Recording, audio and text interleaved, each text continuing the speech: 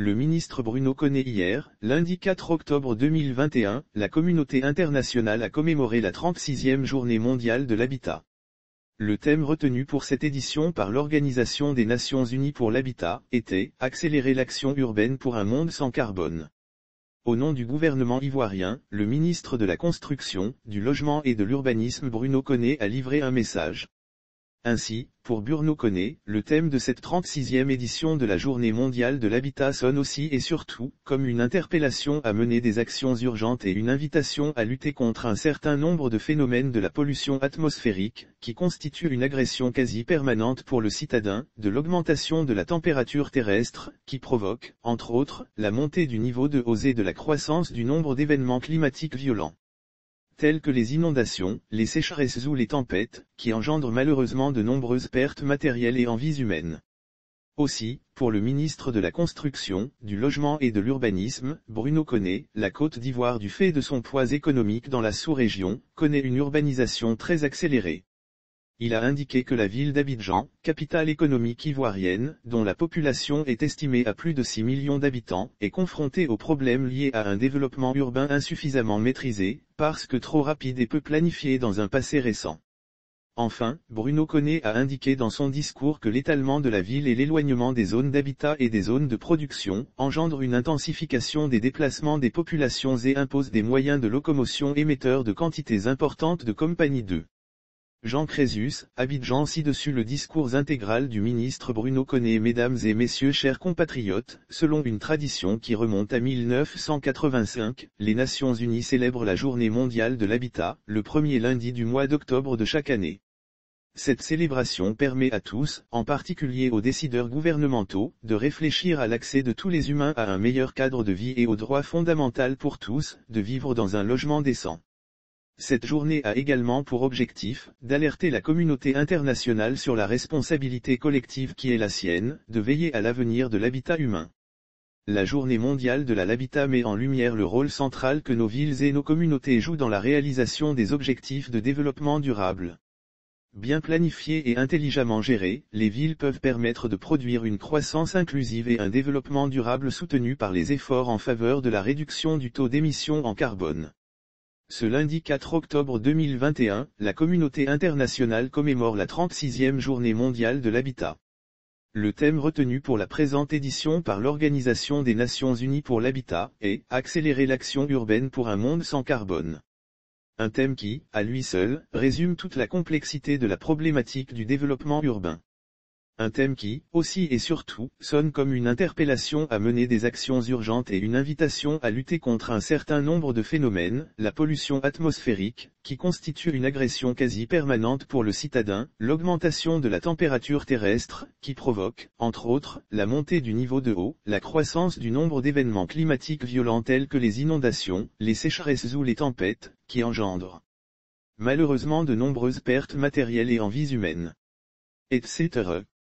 Tous ces phénomènes ont un impact de plus en plus grand sur les services de base rendus par les villes, les infrastructures, les logements, ainsi que sur les sources de revenus et la santé des populations.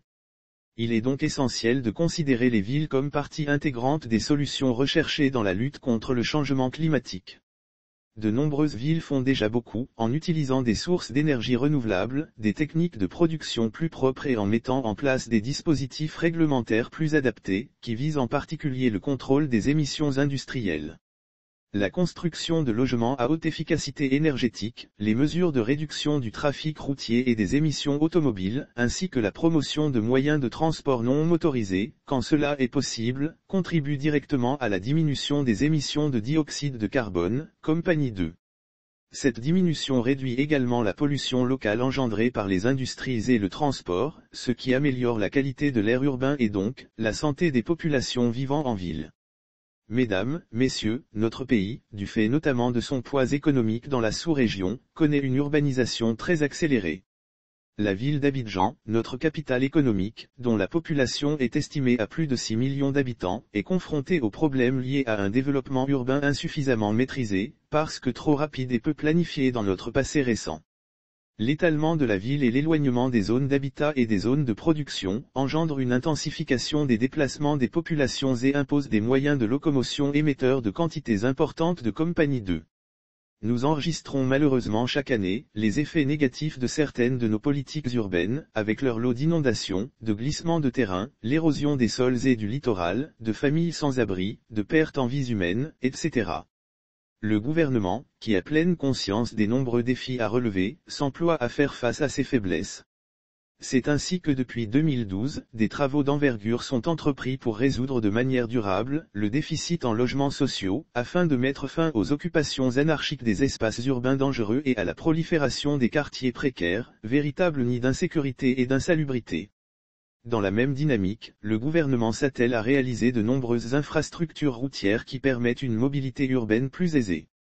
Des aires végétalisées, des trottoirs et des terre-pleins centraux permettent d'embellir les espaces urbains tout en luttant contre les émissions de gaz à effet de serre. Le projet de train urbain d'Abidjan, qui contribue à la structuration et à la diversification de l'offre de transport collectif à l'échelle de l'ensemble de l'agglomération, ainsi que l'interdiction de l'importation de véhicules trop vieux dans notre pays, sont autant de réponses à la thématique de la Journée mondiale de l'habitat 2021. Dans ce contexte, le ministère de la Construction, du Logement et de l'Urbanisme s'attelle à renforcer le cadre réglementaire actuel, pour mieux maîtriser le développement urbain, et poursuit, en liaison avec les professionnels du secteur, la promotion d'un habitat décent, dans un espace assaini, équipé, sécurisé et harmonieux. Cela exige que la lutte contre le désordre urbain, l'incivisme et l'impunité soient intensifiées, dans une synergie nouvelle mise en œuvre par l'ensemble des acteurs, le gouvernement, les gestionnaires de nos villes, mais également le citoyen. En effet, toutes ces mesures ne donneront leur plein effet que si le citadin, pris individuellement, s'interroge quotidiennement sur la qualité de son cadre de vie, qu'il s'implique dans la surveillance et la gestion de l'espace de vie partagé avec d'autres personnes, qu'il fait preuve de civisme et de discipline, qu'il applique les lois et règlements et, dans la mesure du possible, aide l'État dans ses missions de planification et de contrôle. Mesdames et messieurs, chers compatriotes, ces efforts collectifs conjugués, permettront d'éviter ou de réduire les effets du climat sur la vie des habitants de nos villes tout en faisant de celles-ci des endroits qui contribuent à notre bien-être individuel et collectif. Je vous remercie.